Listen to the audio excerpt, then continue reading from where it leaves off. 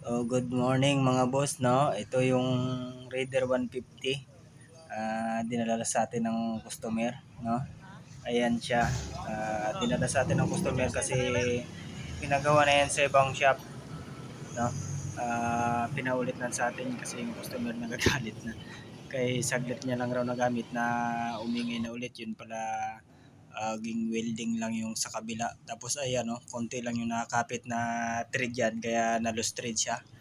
No, ayan, hindi natin alam kung saan shop yan. Hindi na natin alam kung saan shop yan. Yung malaga maayos lang natin yung motor ng customer. Ayan yung kabila, oh, winilding lang, no? Nagbayad naman daw siya ng maayos pero ganyan lang yung ginawa. Ayan.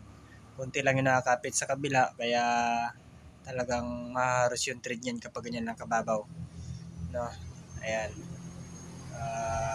Kung makikita niyo yan. Papasilip ko lang sa inyo. Yung sa kabila niyan, winilding lang nila. Tapos sa kabila din thread, tapos dinubli lang yung exhaust gasket. Ayan yung ayusin natin ngayon. Ayan yung kabila nyo. Winilding lang nila. Hindi lang nila nalinis ng maayos.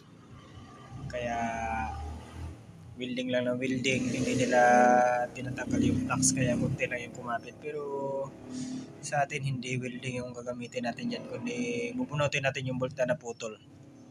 Para mabalik sa dati. I-stand na natin siya para hindi na siya mapuputol pa. Kumaga yung nut na lang yung yung nut na lang yung tatanggalin. Yung bolt i-kuha natin dyan. Ipipix na natin.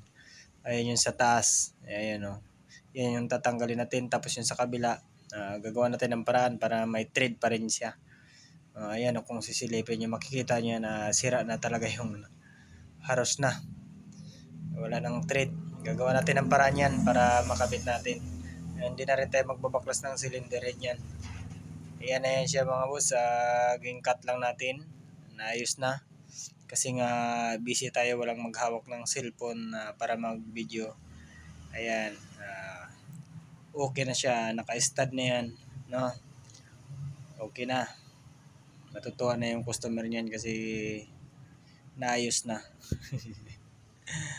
Okay. Ayan, yan lang yung kapit ng thread sa kabila kasi dinobli niya na yung dinobli niya na yung exhaust gasket kaya umangat, nabitin na yung bolt. Yan. Ayan na siya ngayon. Stud na bali, tatanggalin na lang diyan yung yung nut.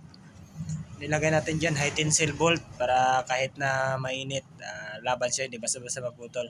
Hindi tayo naglagay ng stainless, hindi kinakalawang yung stainless pero malutong yan. Possible na maputol, okay.